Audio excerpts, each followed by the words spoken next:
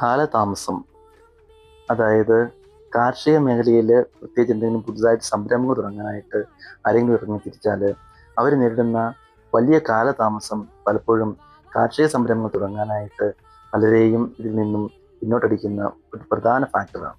വേറൊരു നാട്ടിലും ഇല്ലാത്ത രീതിയിൽ നമ്മുടെ നാട്ടിൽ വലിയ തടസ്സങ്ങൾ പുതിയ പുതിയ സംരംഭങ്ങൾ തുടങ്ങാനായിട്ട് ഉണ്ട്. ആരൊക്കെ എന്തൊക്കെ പറഞ്ഞെന്ന് പറഞ്ഞാലും നമ്മുടെ നാട്ടിൽ വളരെ അഭ്യസ്തവിദ്യരായിട്ടുള്ള സംരംഭകരുണ്ട്, നല്ല അറിവുള്ളവരുണ്ട്, റിസോഴ്സസ് ഉണ്ട്, നല്ല മാർക്കറ്റ് ഉണ്ട്. എല്ലാം ഉണ്ടെങ്കിലും ആഗ്രഹിച്ച് പഠിച്ച് അതിലേക്ക് ഇറങ്ങി തിരിക്കുന്ന ഒരു പുതിയ സംരംഭകനെ സംബന്ധിച്ചിടത്തോളം ഒരു ഹിമാലയൻ ടാസ്ക്കാണ് നമ്മുടെ നാട്ടിൽ ഒരു കാർഷിക സംരംഭം തുടങ്ങുക എന്നുള്ളത്.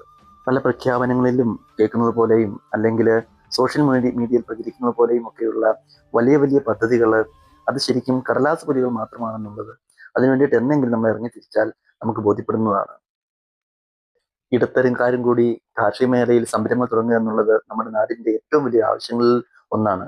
അതിന് അനുയോജ്യമായിട്ടുള്ള സാഹചര്യം ഒരുക്കുക എന്നുള്ളത് നമ്മളെ ഭരിക്കുന്നവരുടെയും നമ്മുടെയും ഉത്തരവാദിത്തങ്ങളാണ്.